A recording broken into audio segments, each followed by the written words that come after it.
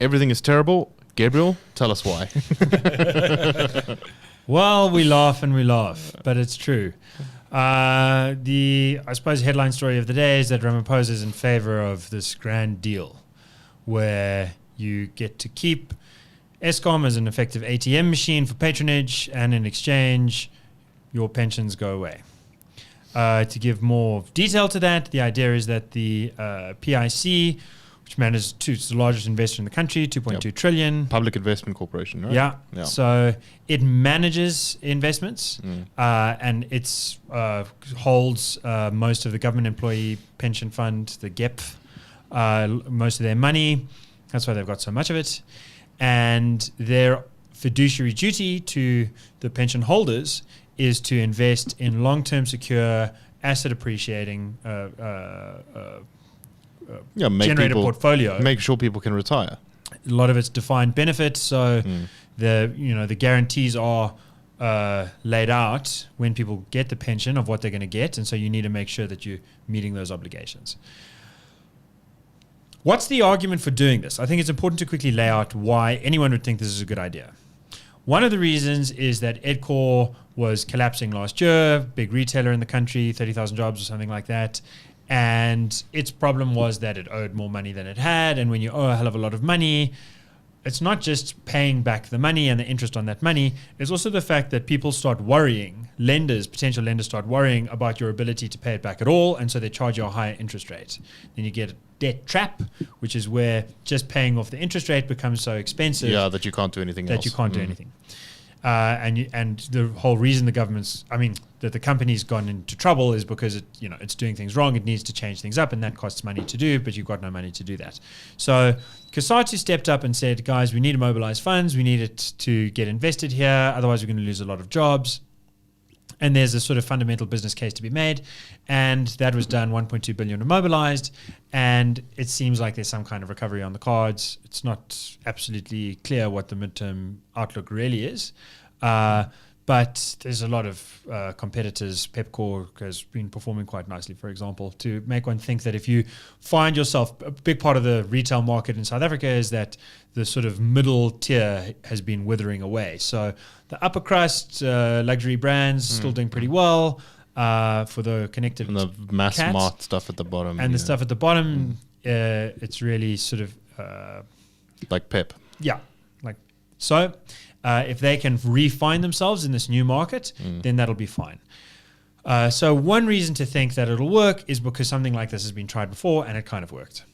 Another reason to think that this will work is that Eskom is upstream of pretty much everything else in the economy. We need lights, so we need electricity. What was it? Someone said that we can't have more than about 1% growth unless we have stable electricity supply. Yeah, and we don't have more than 1% growth. Yes. Yeah. And we also don't have a stable electricity supply. Yeah. We've got the worst of both worlds. So, fun fact of history, apartheid had prescribed assets, had the idea of forcing pensioners to invest in its cash cows. And double fun fact, one of the best cash cows was Eskom. And at the time, there were periods in the 80s where Eskom could raise new loans at lower interest rates than the government itself. So ordinarily, the sovereign, the government, is the sort of lender of last resort. It's thought to be the most stable bet on investments because it has the monopoly on being able to tax its citizens and its residents. And what was the thinking? The thinking was there's a revolution coming. It could be a civil war. That could be extremely costly. The government could be taken over by ultra-right-wingers who want to send people that way, or it could go in a reconciliatory way, but then be overtaken by socialist communist sort of satellite state to the USSR, and they might then renege on debts and things, do lots of haircuts, or just completely write it off, as has been done around the world repeatedly. And so people didn't really want to bet on that, but they thought Eskom, South Africa's got a big enough economy that it's going to keep demanding electricity, and people are going to keep making a profit, pay for that electricity, so it'll keep making a profit. So in a sense, because South Africa's got such a big economy, and because it's got such a sophisticated economy, the thought is, well, let's make the pensioners pay for it. But that'll sort of rescue everything else. But it's history's safest bet. If we can just get Eskom right, everything else will start working. Eskom will make money. They'll get their money back. It'll be fine. But Eskom is not the creature it once was. Well, yes and no. I think one of the most damaging reports, and partly due to load shedding and stuff, our internet has been down for the last hour, so I couldn't pull up the particular report's name for this podcast. But there was a report issued last year by a private enterprise, which found that Eskom is not actually really overemployed and it's not really overpaid. The thought that it is overstaffed and overpaid kind of comes from the fact that its staff almost doubled from 2007 and the electricity output remained flat. Yes. So you're paying twice as many people to produce the same amount of electricity, and on top of that, wage increases have each and every time been above inflation, I think with the exception of one go in 2010. And so more people, twice as many people almost, and they're being paid more, but you're still producing the same amount of electricity. On the face of it, that looks like evidence that you're overstaffed and overpaid. Jabu Mabuza was the chairman of Eskom's board until he was ousted by Pravin Gordhan's faction recently.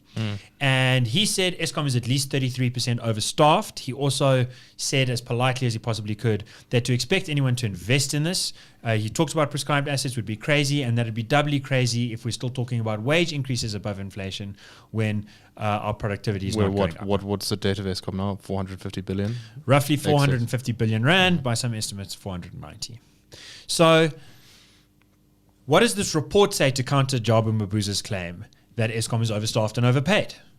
It says that if you look way back deep into the dark past of apartheid, you will find that in the 1980s, its staff levels are relatively similar to what its staff levels are today, and that there was a massive retrenchment program in the 80s and particularly in the 90s, withering it away. And certainly we all know that the undoing of Eskom's maintenance department and the unfunding of it has been crucial to the collapse the disaster, of Eskom as we know it today. So they've got half a grain of truth there, and with that you can contaminate all of the waters. What's the true story? The other half of the truth is that a lot of the people being retrenched fully needed to go. Yeah. Eskom was overstaffed. Apartheid was a race nationalist patronage program to create a glutted and oversized, incompetent bureaucracy that would satisfy the voters' desire to have the government play the role of mummy or daddy or ma or pa or baba or mama or whatever you want to call it. The more things change, the more things stay the same. The more they stay the same. So the reason Eskom was rated one of the world's best utilities in the 90s was that the redundant staff had been retrenched. For a time, it looked like the good staff had been kept. And in fact, as I'm sometimes reminded by some of our friends in the ANC, some of the early deployments were people with master's degrees in engineering, proven, capable, excellent contributors. There was a mix of all of the good things. Black people who'd been kept out of the market, who were in Eskom and were experienced, were finally allowed to break the glass ceiling. People who were totally outside of Eskom were allowed to come in. So there was a great talent pool that hadn't been tapped, was now being tapped. The redundancies were retrenched.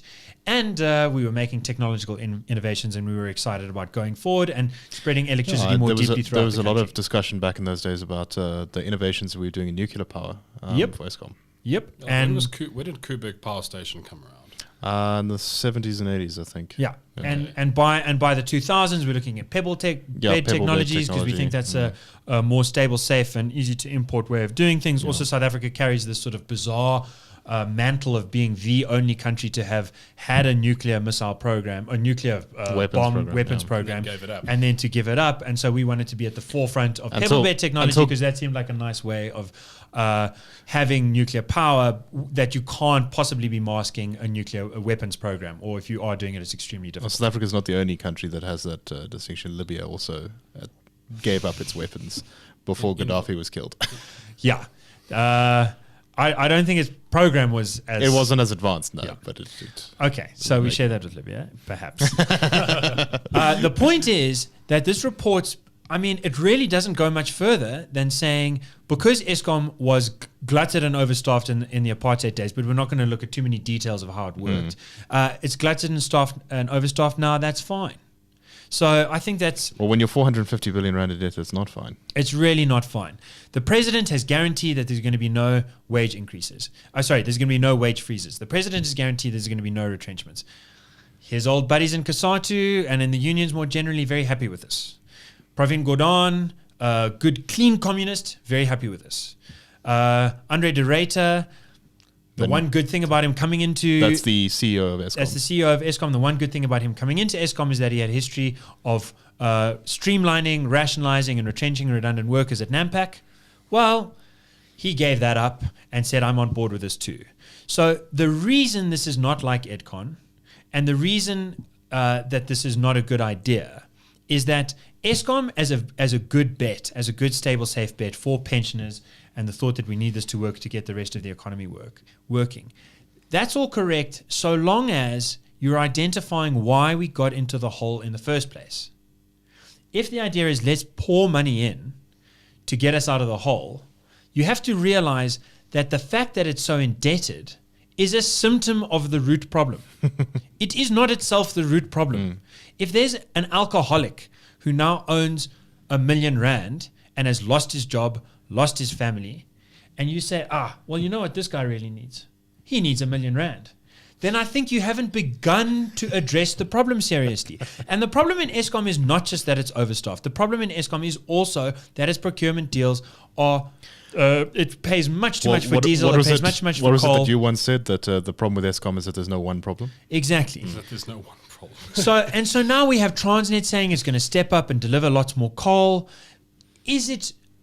There are still corrupt BE deals there. There are still overusing this open cycle gas turbine things. They are still having problems with middle management. They are still having problems with old infrastructure. And if you look at the very same report that I've been namelessly citing, we'll maybe drop the actual report's name in the link, it notices that the independent producers that have been hired out by the government are selling electricity to Eskom at several factors greater the price for generating a single unit of power than what the coal-fired production generates. And part of that is because, generally speaking, the economies of scale haven't worked out. Look at Germany; it's pretty clean, well-run government, but its renewable energy generation got very, very expensive. It's got the most expensive energy in Europe, and that kind of leaves it at the whims of Russia, still a great gas producer. Also, it's importing nuclear from France, even though it's abandoning its own nuclear program. So, look, smart countries can get this wrong. On top of all of that, we have the problem of a nepotistic, kleptocratic system behind the fig leaf of BEE. Where there's no accountability, where people can just sort of loot stuff and not get punished for it. Yeah. There isn't even a docket open against the against the Guptas, the Zuptas. The Guptas have ripped this country off to the tune of billions. I mean, not just in the single digits of billions, tens of billions, perhaps hundreds of billions. And yet, we can't make a case against them. We can't even begin to make a case against them, let alone take them to trial. As long as that is out there, there's no reason for any procurement provider to think that they can't just add 50% onto the cost, hide it in their books, and know that even if it does become public knowledge, even if they become the sort of persona non grata prima of the nation, they will still be safe. And safe to keep their assets. And we haven't even discussed the design flaws in Kusile and Medupi. There's these crazy ideas. The two big new power plants which have had multiple failures of their systems, even though they're very new. Yeah. So right now, it just seems like throwing the keys at the drunk and saying, why don't you borrow some more money? And you know whose money we want you to take this time? Gogo, Mama, Dada, Pa, Ma, people who have worked their lives through and are looking forward to a retirement that is somewhat more pinched than they might have expected it to be if they paid attention to what was going on in the mid-2000s when this country was growing at 5%, when unemployment was falling, when clean government seemed like not just an idea but a reality to grow upon and not to wither away. Still, they stand a chance of having a bit of a retirement unless we keep going on with this.